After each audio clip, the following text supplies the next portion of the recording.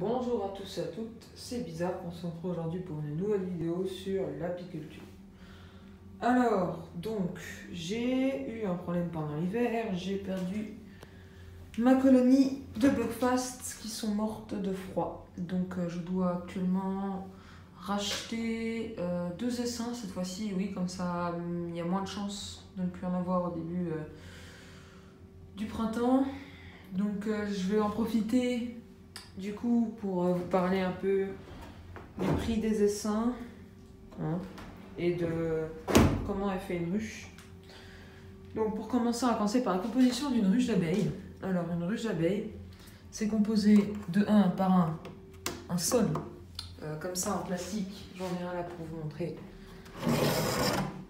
Donc c'est un sol en fait, en plastique. Moi j'ai pris en plastique, ça existe en bois aussi. Voilà.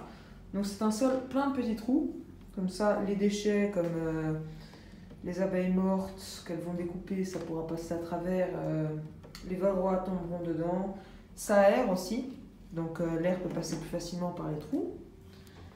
Donc, alors, généralement on pose au sol, on voit ici il y a 4 petites encoches, là, voilà. Donc, pour les 4 petites encoches, on doit prendre un corps de ruche, donc ce qui compose la base de la ruche. Je vais en prendre un vite, ça sera plus facile à porter.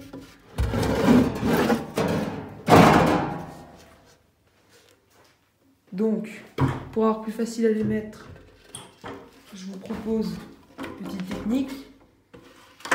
Donc, c'est de les mettre au bout. Bon, c'est pas facile à une main.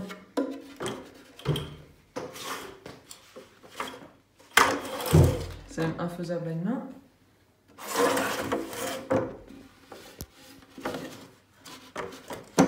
Voilà. Donc vous voyez les 2 petites encoches du bout. Voilà. On met la ruche comme pour fermer un couvercle. On la met sur les 2 petites encoches du bout. Là et là. Et ensuite, on l'amène en tirant. On l'amène comme ça. On voit là, c'est l'encoche qui est censée réguler comme ça. Ici, pareil, on la pousse un petit peu. Voilà. Et voilà, les 2 encoches ici sont bien placées. Il faut juste enfoncer un tout petit peu. Voilà, la pousser un petit peu. Sinon, ça ne rentre pas et ça ne tiendra pas bien. Voilà, comme ça. Donc là, du coup, vous avez les 4 petits cochets qui bloquent la ruche en position. Ensuite, une ruche, il fait composer d'un toit aussi. Donc par-dessus le corps de ruche, quand on ne fait pas de récolte de miel, on met un toit. Le toit se pose par-dessus, donc voilà, c'est comme des Lego, on va dire. On doit juste bien aligner. Voilà, comme ça. Donc, ceux-ci sont déjà pré-perforés. Donc là, vous pouvez voir, il y a un chasse-abeilles en dessous. C'est que celui-là, je ne l'ai pas encore déséquipé, mais j'ai un autre toit. Voilà, juste là. En dessous des 2 cadres. Voilà. Donc celui-là, il n'était pas pré-perforé. Il me sert toit normal. Celui-là, il me sert pendant la récolte. Donc, quand il y a un chasse-abeilles, je mets un trou que je bouche avec un petit capuchon. Quand il n'est pas perforé, ben, il n'y en a pas besoin. Mais il faut que je peux pas essayer de chasse-abeilles. Ensuite, on va bouger le couvercle. Dans la ruche, il y a les cadres. Les cadres, vous les placez comme ceci, dedans. Donc moi, c'est les cadres Blatt Hoffmann. Caractéristique, c'est des petites encoches ici. Voilà. Qui permettent d'avoir déjà un B-space qui est déjà présent. Tandis que avec des cadres basiques, comme ici, vous voyez, il n'y a pas de petite encoche. Donc ça permet aux abeilles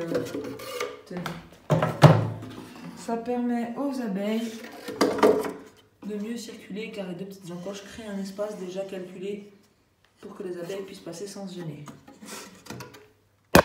Ensuite, nous avons, pour nous, apiculteurs, la hausse.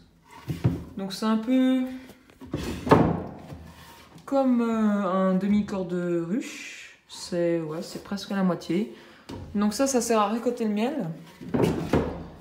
Donc, pendant le printemps, pendant l'été, ça dépend le miel que vous voulez, vous allez placer, pas oublier le couvercle,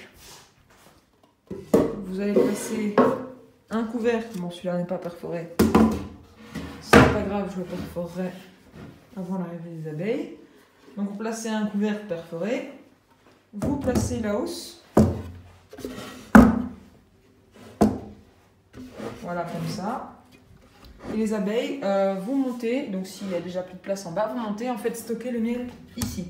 Alors, attention, à noter, pour éviter que la reine monte et vienne pondre ici, hein, sur les petits cadres spécialement faits pour ça, attendez, j'en ai ici. Voilà. Pour éviter que la reine ne vienne pondre là-dedans, hein, on a un outil très simple qui s'appelle la grille à reine. Voilà, j'en ai 4 ici.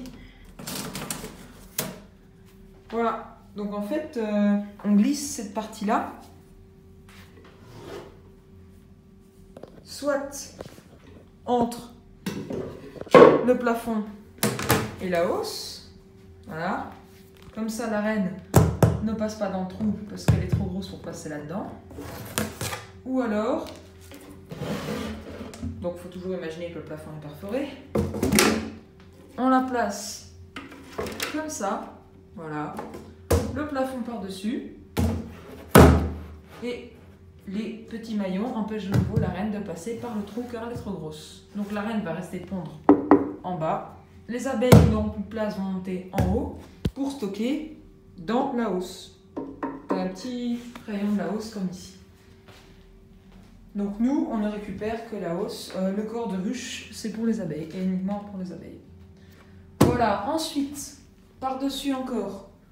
Alors, isolation, qu'on pose par-dessus le toit. Quand il y a une hausse, on a un deuxième toit par-dessus la hausse et on le pose par-dessus.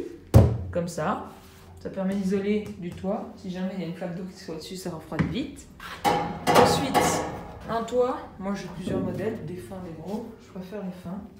Ils se plient moins facilement. On doit placer le toit par-dessus. Alors, la première fois, c'est pas facile. Surtout à la main. Voilà. Comme ça. Donc là, on a notre ruche qui est faite. Elle est prête pour accueillir des abeilles. L'entrée, le corps de hausse, le corps de ruche, pardon, et le toit. Voilà. Ça, c'est une ruche. Donc, maintenant, je vais vous parler un peu des essaims que j'ai rachetés. Donc, j'ai, avec les bénéfices que j'ai fait, j'ai pu racheter 2 essaims de Buckfast croisés. Ça me revient à peu près 140 € par essaim. Donc là, j'ai 2 essaims qui vont venir entre le 5 et le 25 avril. Je vous ferai une vidéo pour vous les présenter, la mise en boîte et tout. Donc ces 2 essaims, normalement, devraient être plutôt productifs. Je devrais, normalement, même si je dois récolter moins vu qu'elles viennent d'arriver, rembourser les 140 € qui m'ont coûté et faire un petit bénéfice. Il me servira du coup à leur acheter du sirop pour l'hiver. Donc, ce que je pourrais dire encore, c'est que les 2 essaims vont être apportés sur 6 cadres de couvain. Donc ça, c'est énorme. 6 cadres de couvain Blatt Hoffmann. Donc 6 cadres comme ça, plein de couvain. Pour ceux qui ne savent pas ce qu'est le couvain, c'est en fait des œufs d'abeilles qui seront mis dans les alvéoles. Donc c'est-à-dire que même s'il n'y a que 500 abeilles dans les seins, 6 plaques de couvain, j'aurai au moins 80 000 abeilles très vite. Il faut juste qu'il y ait assez de nourriture pour faire éclore. Donc je vais de nouveau les placer dans mon rucher. Je vais essayer de trouver en même temps un autre endroit. Parce que ce rucher, on a un problème en fait, c'est qu'il y a une grille devant l'entrée. Et cette grille m'empêche l'accès en voiture. Donc les ruches, ça n'a pas l'air comme ça, mais c'est super lourd. C'est super lourd. Rien qu'un toit déjà, c'est limite. Donc ce serait vraiment plus facile si je pouvais avoir un accès en voiture. Donc si jamais je trouve un autre endroit, je vous le présenterai en vidéo. La récolte de miel totale cette fois-ci, donc pas partielle, avec notre extracteur, nos bacs à cellules et notre petit filtrage. Je vous montrerai dans la totale, je vous donnerai les explications. Je ferai aussi les traitements avec vous, l'acide oxalique et l'acide... je sais plus, je crois que c'est l'acide formique, voilà, l'acide formique. Je les ferai avec vous, sachant que je vais essayer une nouvelle technique plus naturelle. Donc c'est-à-dire que je vous montrerai, je vous ferai une vidéo explicative. Là ce sera trop long et l'épisode serait trop long. J'ai encore du sirop, je vais faire surtout de la cire cette fois-ci, cette année-ci. Parce que tout simplement le miel, j'en ai encore en réserve ici. Voilà, j'en ai encore 5 ici et j'en ai encore presque 15 en haut. Donc j'ai déjà une bonne réserve de miel, sachant que je n'ai pas une clientèle énorme. Donc je vais faire un peu moins de miel. Et en fait, je vais essayer de diviser les ruches en deux. Une des deux ruches fera surtout de la cire et une autre fera surtout du miel. Voilà. C'était bizarre. Bonne journée.